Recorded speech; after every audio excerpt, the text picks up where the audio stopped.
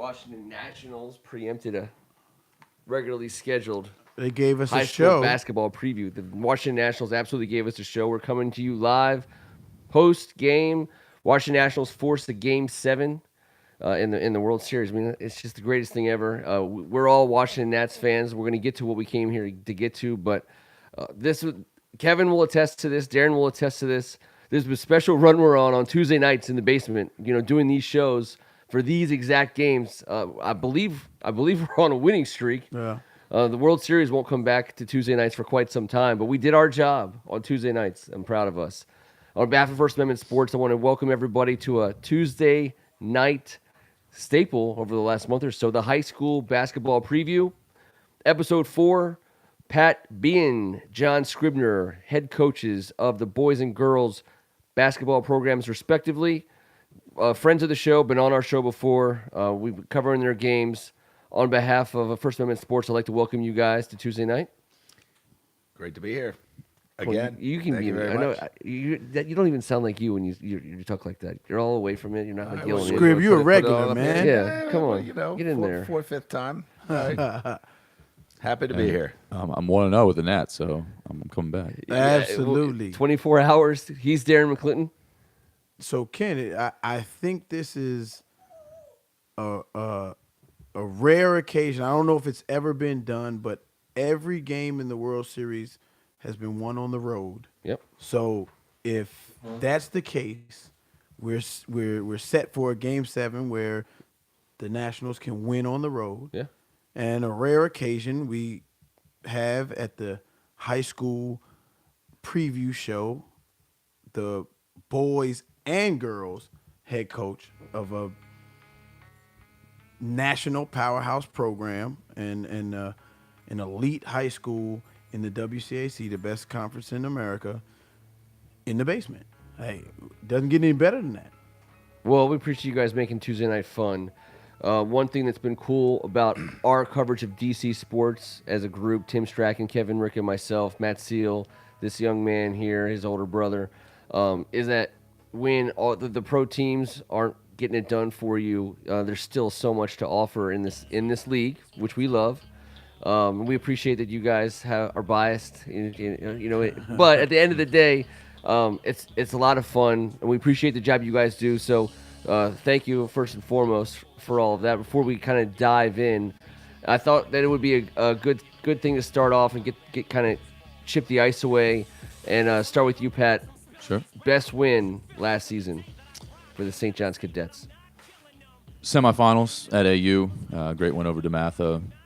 Was just a great high school basketball game it was, and came right down to the wire, and kids battled and fought on both ends, and that was probably the best win. That's awesome. How about you, Coach? I mean, it's hard to deny the WCAC championship game, which we kind of won going away against Bishop McNamara. did. But the first game against Bishop McNamara away in their place, where it was sold out, there was limited tickets. We did that game. Yeah, you did. That was our first game. That was our first basketball game ever. Yeah, it went to overtime. AZ, our best player, didn't have her best game, and then shined in the last 2-3 minutes, and then overtime, and we got out of there with a win in a hostile environment. It was awesome. So, yeah, it was an awesome game. It was super exciting. Yeah, it but, was. We did all 3 games yeah, between you and McNamara last year. You did. We and hope to they repeat were all that. great. Yeah. Well, we'll see. We'll see. We'll Yeah, see. We'll see. How about Pat? How about your worst loss? Toughest loss. Toughest. Yeah, we had a couple heartbreakers. I would say PVI at home, we lost on a running buzzer beater from half court. We were up by 2. So that's a dagger. That was a tough one to swallow, but especially that win, you're chalking it up, and at that point in time, and then the half quarter goes right. in. Casey just made a great move in the lane, finished with the left hand, and we thought the clock had ran out. It put a couple seconds back on. And Trevor made a great We play. called that the Dominic Logan Neely play of this year, when a guy who makes an awesome play almost at the end of the game to win it, that some other guy comes along and makes like a buzzer beater, to eclipse your play. Yeah, absolutely. That was a dagger at the time, but the kids fought back from it. But that's hoops. That's why we play it. Did you have any tough losses last year? We did. We had 2, and we had one in Phoenix early in the Nike Tournament of Champions, where we were really excited. We thought we had the best team in the tournament. We thought we had a chance to go win it, which we've never done, and faced a great Miami Country Day team in the second round. And No shot clock? no shot clock. Weird. Couple of other factors that played in. All the credit to them in the world. Outcoached, honestly. They were really well prepared and had us tricked up a little bit, but ended up being kind of the best thing that could have happened to us, exposed some of our weaknesses, and we didn't lose again. And then until obviously the national championship on national television, where we just fell flat in the fourth quarter, only scored 2 points in the fourth quarter and lost that game to a very good Hope team. So clearly that was the most devastating loss of the year. But you know, it is what it was. Both St. John's teams made it the distance. As you know, the last game of the season that you can play. So I thought one thing, Darren, we could do is just find out what they have to do to get back there, what the shape of their program. I'll let you lead us off. For the St. John's girls to get back to the final, they have to what? Well, we got to continue to get better every day. We graduated pretty much 95% of our scoring and rebounding, and if you include AZ being out with her injury, you know, it really was that much. So it's a complete rebuild. I shouldn't say rebuild, but it's a complete restructure, and players that who have talent and capabilities, but have had roles for the last year or two, have to now step up and become, you know, primary players. And so we got to get better at that every single day and just grow and you know, probably try to manufacture some things both offensively and defensively to get to where we need to go. But you know, we feel great about the group we have, and I think our chances are as good as ever. Well, Scrib, for those out there that aren't familiar with the situation, you have the National Player of the Year. First time it's ever been done from a sophomore in AZ Fudd. Correct. You mentioned her, and she was at the USA trials this summer and had a knee injury, which put her out. Talk to us a little bit about the effect that it's had on your team. It's forced some of your younger players to grow up a little bit and put her into a leadership position off the court. Well, it's a little bit twofold, because we graduated 3 seniors who were 4-year varsity players, 3-year varsity players, 3-year starters, you know, really leading the team. And then you had AZ as a freshman and sophomore over the last 2 years. And so that core of 4 players was really just the heart and soul of the team. And, you know, with the 3 seniors graduating and having AZ coming back and great talent that we always have in the program, everything would be fine. Well, you know, with her being out right now, it obviously throws a little bit of a wrench into that plan. And she's worked so hard and will continue to work hard in getting her in rehab and getting back to the court. But she needs to be a leader. She needs to be a vocal leader. And it's a difficult role to play when you can't actually be on the court. You can't actually be in the running and the conditioning and the off-season workouts and everything that goes into the year-round process to build a championship contender. And can't really participate, although she's participating as each week goes along. Her work ethic is as we spoke before the show, her work ethic is off the charts. So I'm sure she's doing everything that she's supposed to do in her rehab and everything like that. But how is she keeping busy with other obligations? Or everybody wants to speak to her. She's at a level now where she is doing things on a national scale, from media to working out to all kinds of stuff. So she really is busy and you know, intensely working on getting back to the court, but also continuing to be asked to present and to you know, show themselves. She was at the ESPN Women's Summit as a speaker recently out in Los Angeles. So she's doing all that kind of stuff. But she's when she's with us, she is with us 100%. And her voice is strong, and it needs to be strong. And it's important. And obviously, everybody in the program looks up to her. How can you not? And she's kind of this beacon of light and hope for everybody to hitch their wagon to. And, you know, we're really just blessed to have her as somebody that anyone that walking into this program, whether it's prospective 8th grader thinking about coming next year or players that are in the program, you know, what more can you ask for to be around this level of a player and just see how she operates if you're striving to get to elite levels yourself. So we're really blessed to have that, and so she's working hard in that role. Absolutely. Coach, how about you for the guys to? I mean, so your program is on the rise. It's hard to impossible, to ever replace guys like Casey. Sure. But from a program building standpoint, kind of where are you guys at, and how do you And you make it also back to that lost game? Darius Maddox. That's Not to another key overstate player. that. Yeah, well. absolutely. Casey, phenomenal. Phenomenal kid off the court as well. So big shoes to fill, but we're not going to do it individually. So collectively, we'll come together. We still have 3 seniors coming back that started every game for us last year: John Wilson, Jon Scribner, and Ish Leggett.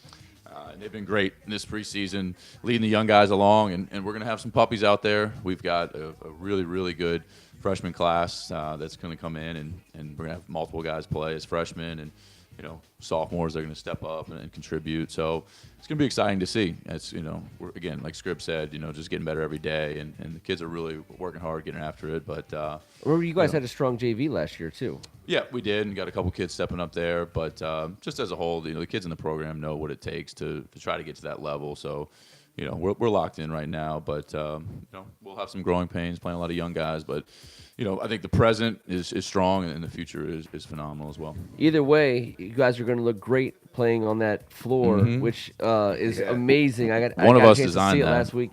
Yeah. All right. Well, I both of you deserve to have designed it. It looks phenomenal. It's a signature court.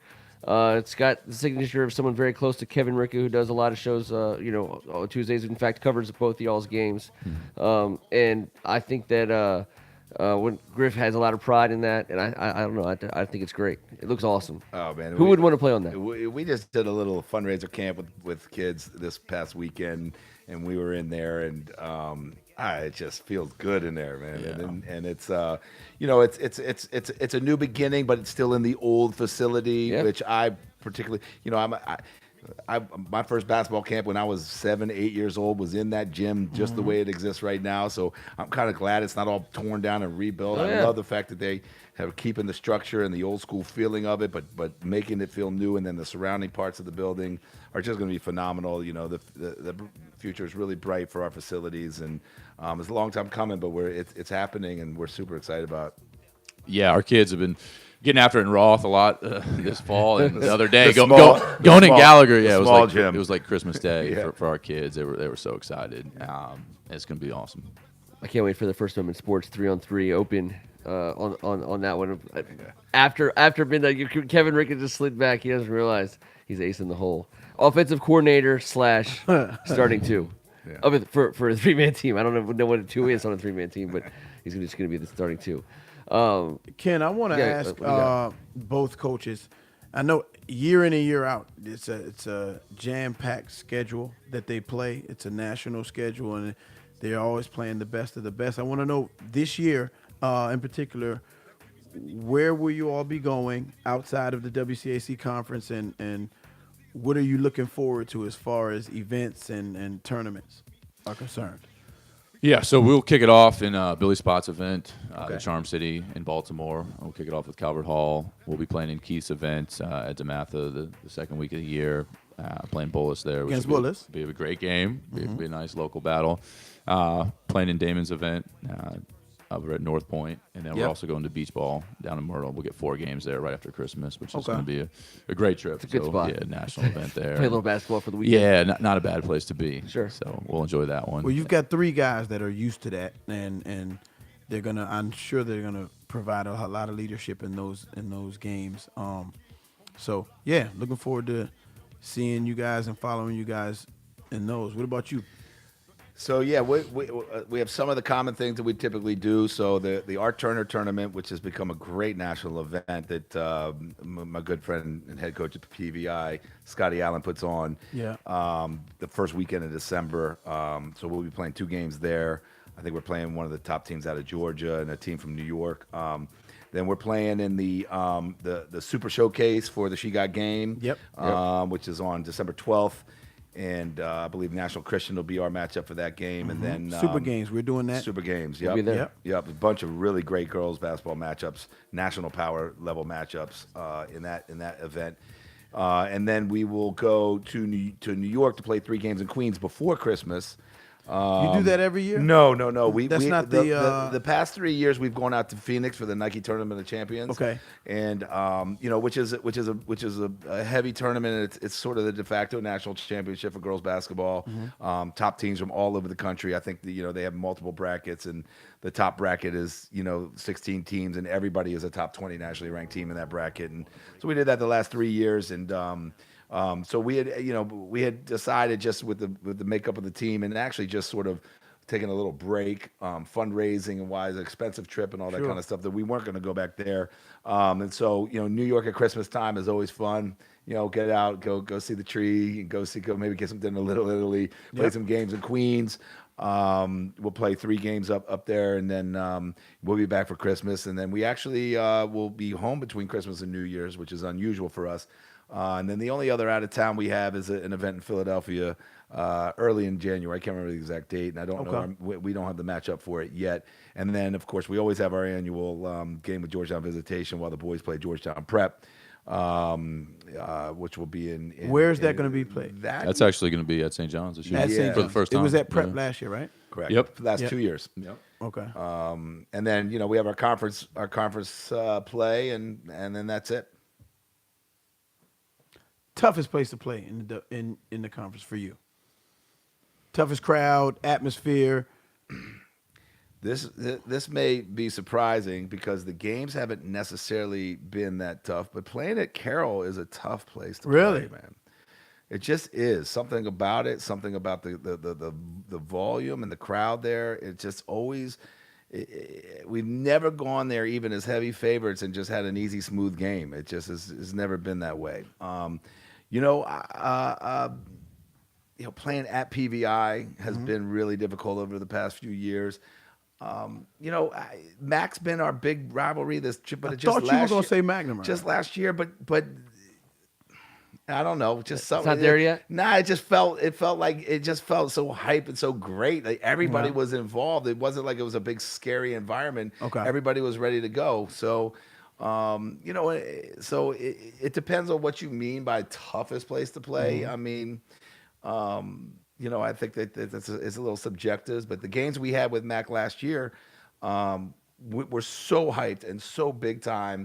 That and our kids were so experienced and so ready. Because it was 1 versus 2 in the country. So, and our kids were so ready and so experienced that it was like we were relishing that moment. Like we were looking forward to it, and nobody was afraid of anything there. So it didn't feel like it was that difficult a place to play. It was a cool vibe. Obviously, it was an incredibly difficult game. So I'm not saying that. But in terms of just a venue and just sort of odd sort of things that just to get your kids to be up and to be ready to go. Right. It's kind of a little different answer than maybe someone would expect. Pat? Whew, there's some tough ones out there. PVI's crowd is crazy and what they do to the kids that get behind it, but you can't go against the Gonzaga-St. John's rivalry, and I don't think it matters where we would play that game, at their place, our place, outdoors, it wouldn't matter. It's going to be slammed with students from both sides, but there's something about that rivalry that kicks it up a notch, and that's got to be my number 1 seed.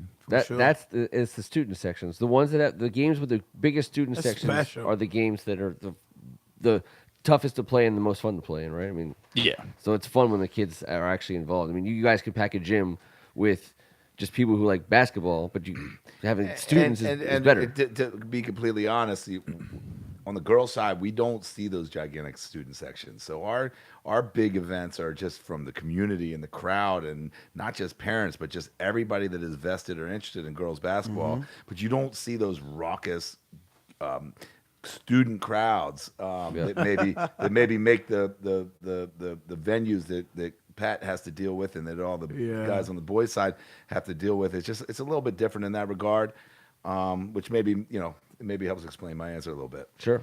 Yeah, Well, I absolutely. can't say enough about crowd participation at the high school level, because a lot of times when kids go on to college, they kind of get now they're in rivalry games at the college level, and if they have not felt that experience, if they've not felt that kind of intensity in that arena, they can be a little shook, deer in headlights. But if you're coming from this conference and if you're coming from these type of games at the high school level, you're more than ready. And that's a testament. That's why a lot of these players on the boys and girls side go on to the college level, and it's nothing. If you don't mind me jumping in here a second, I bet you were about to say the exact same thing, Pat. It's not just crowds and competition level. It's the way.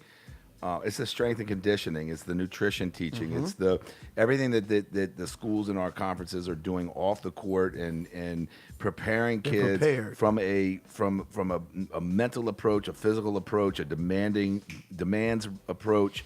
Then they got to go on the court in practices and go against Division I players constantly, and then they got to go into venues that you just described where it's heated and it's packed, and it's the full package that goes on. And I can't speak enough about what St. John's does on that other side, the off the court piece, which I think is second to none to any high school in the country, which is really boosted. I can speak for my program, been an amazing boost for the way we do things and approach things and prepare. And when I talk to my girls that are in college, to a person, they're like, I was much more ready for every aspect of this than most of the kids that they came in with.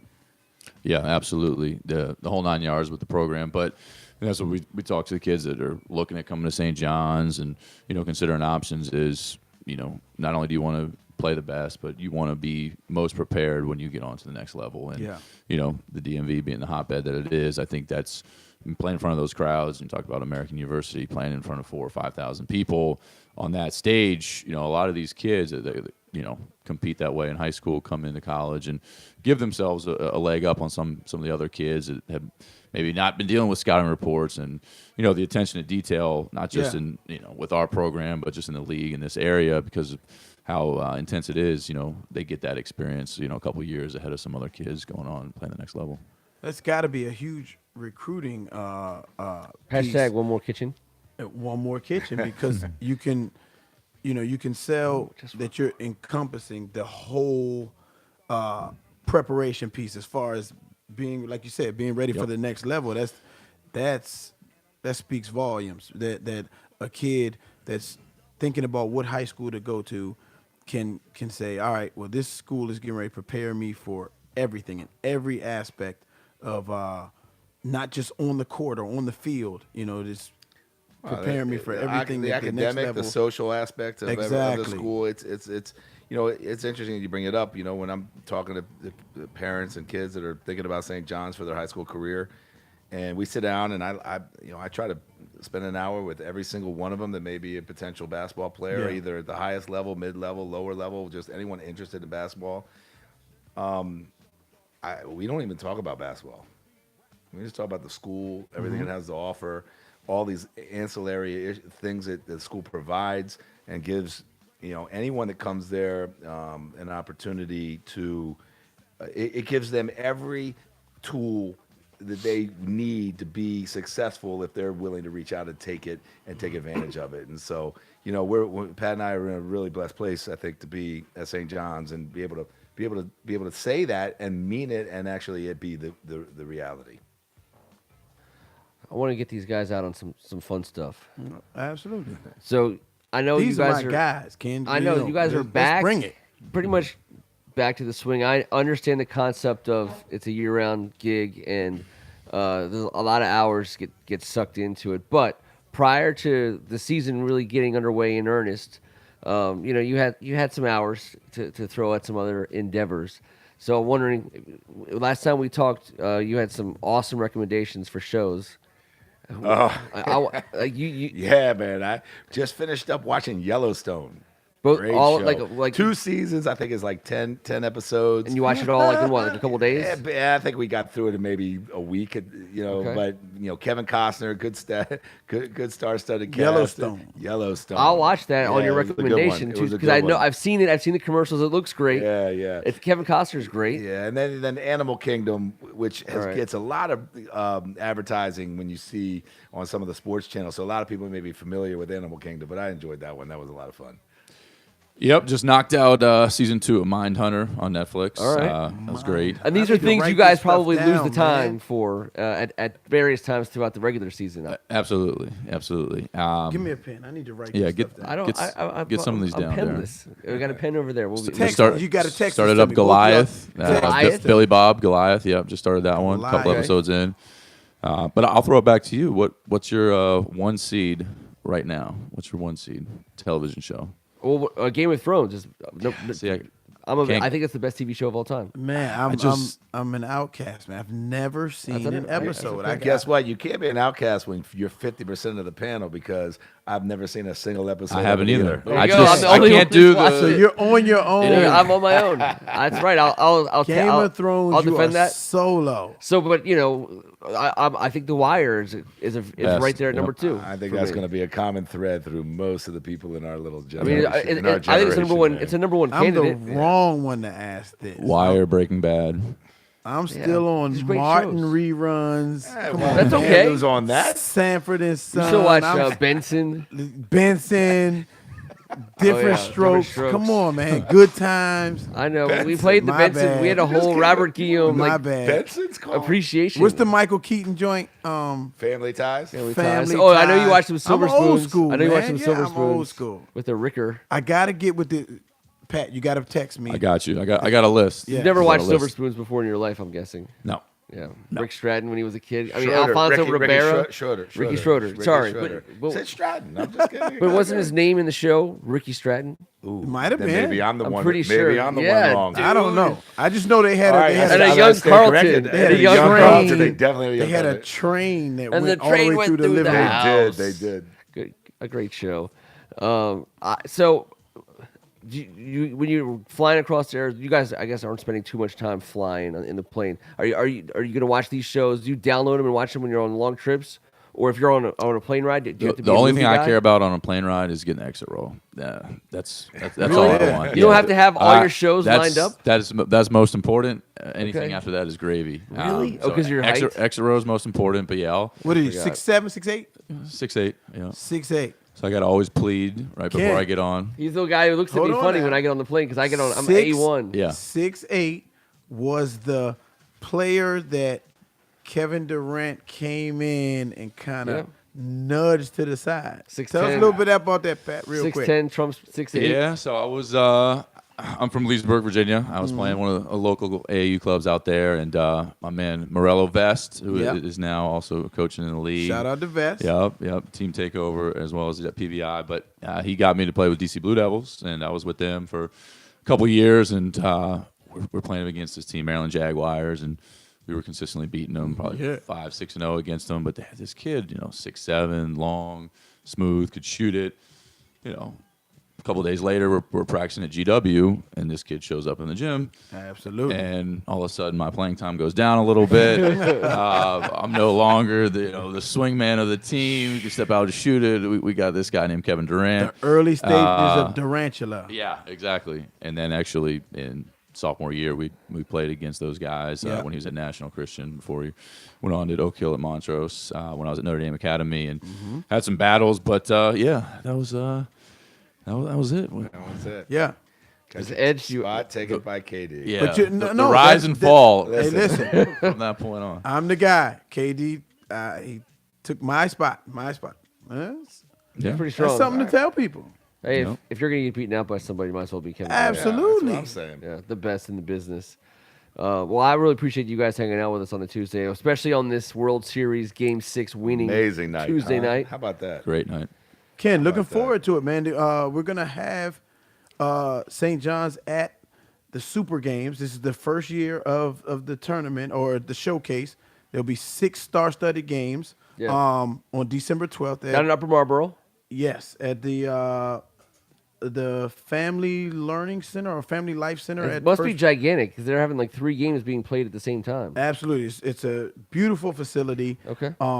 The best of the best of this area will be at that event, and we'll First be Night doing. Sports will be there. We will be doing 2 games that night on Live. December 12th. It's Thursday night. Exactly. Check it out. Check us out. Get free subscription. If you hit this button, free subscription. We'll also be at St. John's on Saturday with the Cadets hosting the Stags in a big-time football matchup. It's going to be a good weekend. And also, for all you parents out there who have kids playing other sports, we're going to be at Catholic University on Sunday covering boys and girls soccer, girls field hockey, and girls volleyball. So it's championship season in the WCAC, which is always a lot of fun. We get to talk to you guys when you're without kind of dealing with the stress of that. That's coming.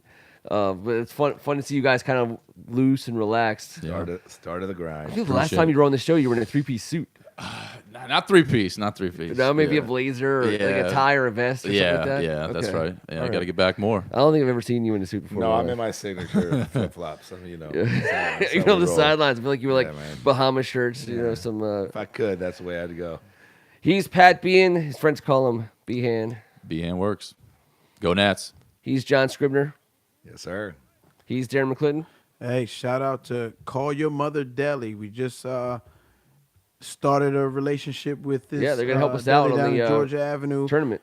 Exactly. We're looking to do great things in the future. We'll talk about that more. Awesome. Thank you shows guys to so come. much. We can't do this without help like that. As I said before, all subscriptions are free in court, of course, so we appreciate people standing with us. Until next Tuesday night, this is the First Amendment Sports High School Basketball Preview. This was episode 4. Pat Behan, Jon Scribner. Thanks, guys, for hanging out with us tonight. Thank you, fellas. Thank you. No, it's still live. Don't say anything bad. Yep. Did you get my good side? I always get your good side. Yeah. It's not hard to do.